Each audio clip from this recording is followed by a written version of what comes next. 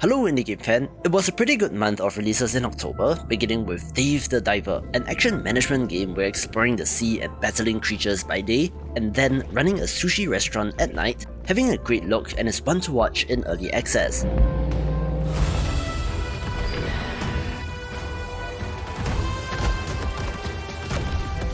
I'm pretty impressed by Asterigos' Curse of the Stars, a third-person action-adventure RPG from a relatively small team which actually turned out pretty well.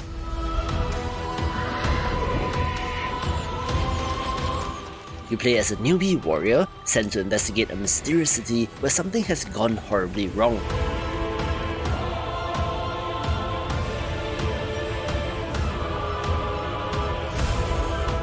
The combat here is a highlight, where it sure is inspired by Dark Souls since there is a stamina system, but is not as punishing or difficult and leans more on the classic action-adventure end of things.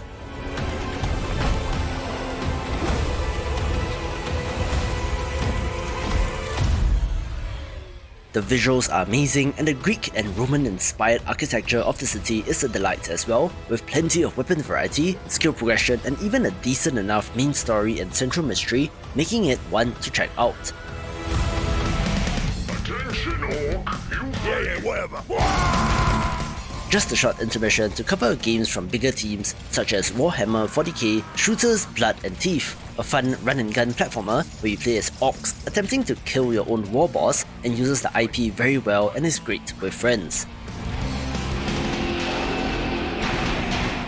The super gross H.R. Geiger-inspired Scorn also gets a mention, where it's squelchy and moist and gross, but impresses exactly because of that, where it is not as action-packed as the trailer may indicate, with people actually comparing this to the adventure game classic Myst, so go in with your eyes open.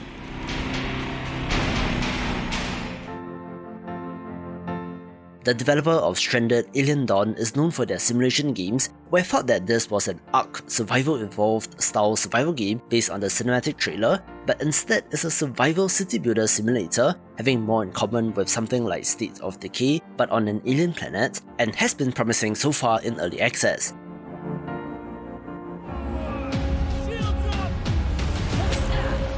If you love tactical RPGs like Fire Emblem, definitely give Lost Eidolons a go, a more grimdark entry with the same kind of warring faction setup, and it's just another fantastic addition to this genre on PC.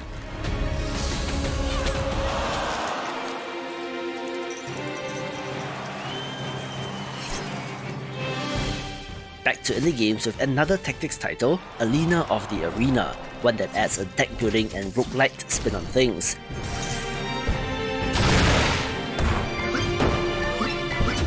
It is said to be inspired by Slay the Spire and Into the Breach, and has melded the two very well, with a variety of enemies which you will encounter is a delight, adding layers to the strategy. Critically, since you only play as one character, you are able to move and dodge enemy attacks, or even to cause them to hit each other, and is recommended for tactics fans.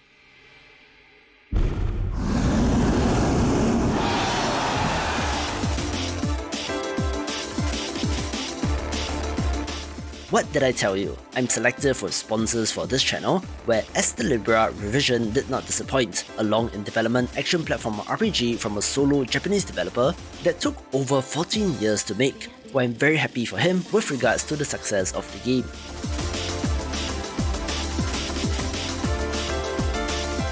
It is very Japanese in the sense that the screen can become visually overwhelming with numbers and effects, but that's part of the combat and is the focus of the game.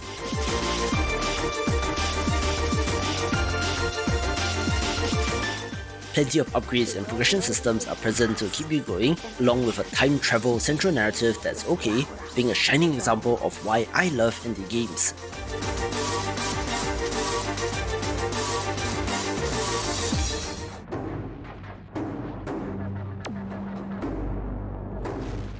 Again, I predicted that Cosmoteer, Starship, Architect and Commander could be huge in the Rimworld kind of way, and it has already taken a massive first step in the days since its early access release.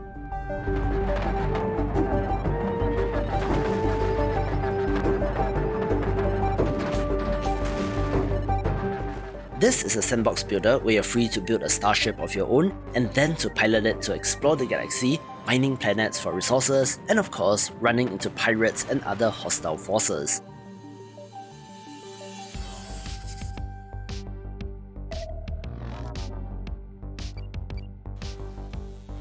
The sheer scale of everything is impressive, where you can build massive battle cruisers, but the key part is that the internals of the ship must work, so those systems have to be taken into consideration as well.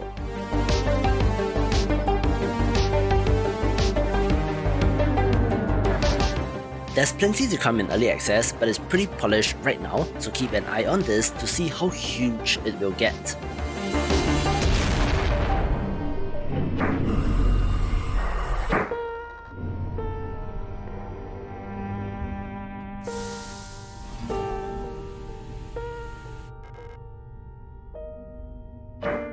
October was really the perfect month for the release of SIGNALIS, a survival horror title that uses the PS1 style visuals and herky-jerky animations to great effect. You play as a replica, descending into a facility in search of answers, but what awaits is more questions and all sorts of horrors. There is a limited inventory system and scarce ammo, where it's more about exploration and finding key items rather than street combat.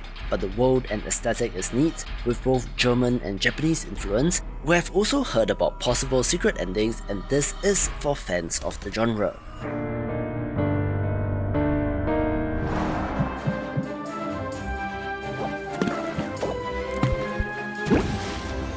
A lovely management sim is Potionomics, a title that I've had my eye on for quite a long time, and it has not failed to impress. The arts and animations will be the standout feature, but the potion brewing and card-based negotiation with customers was a nice twist as well. It's a solid shopkeeping simulator all around, so if you love math optimization, which, trust me, is a lot more fun than it sounds, do pick this up.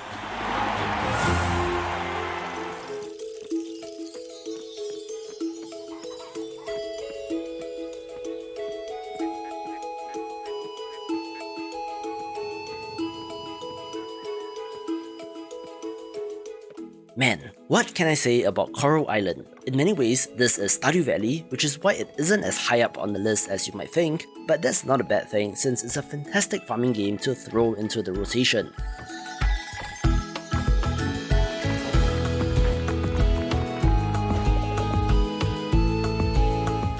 The farming, fishing, mining, and villager relationship systems are all there, where there is an added environmentalist theme where you're cleaning up pollution and stopping an evil corporation.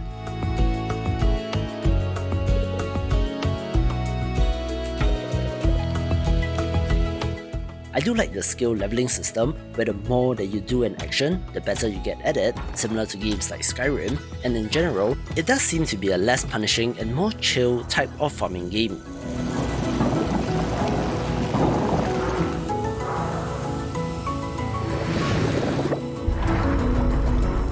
The 3D visuals are gorgeous with great character portraits as well, so it's no wonder that it's popular, where I want to see the new stuff as it progresses in early access.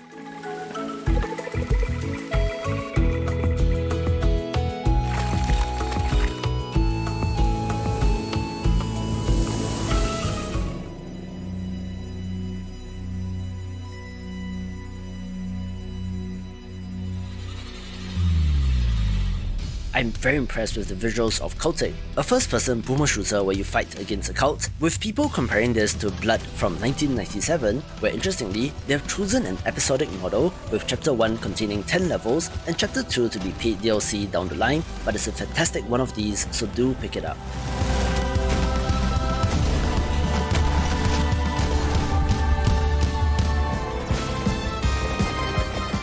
Hands down, the most influential game of the year is Vampire Survivors, where 126,000 Steam reviews don't lie and is compelling for good reason, so check it out if you have not, where you can watch this video if you want more games inspired by this.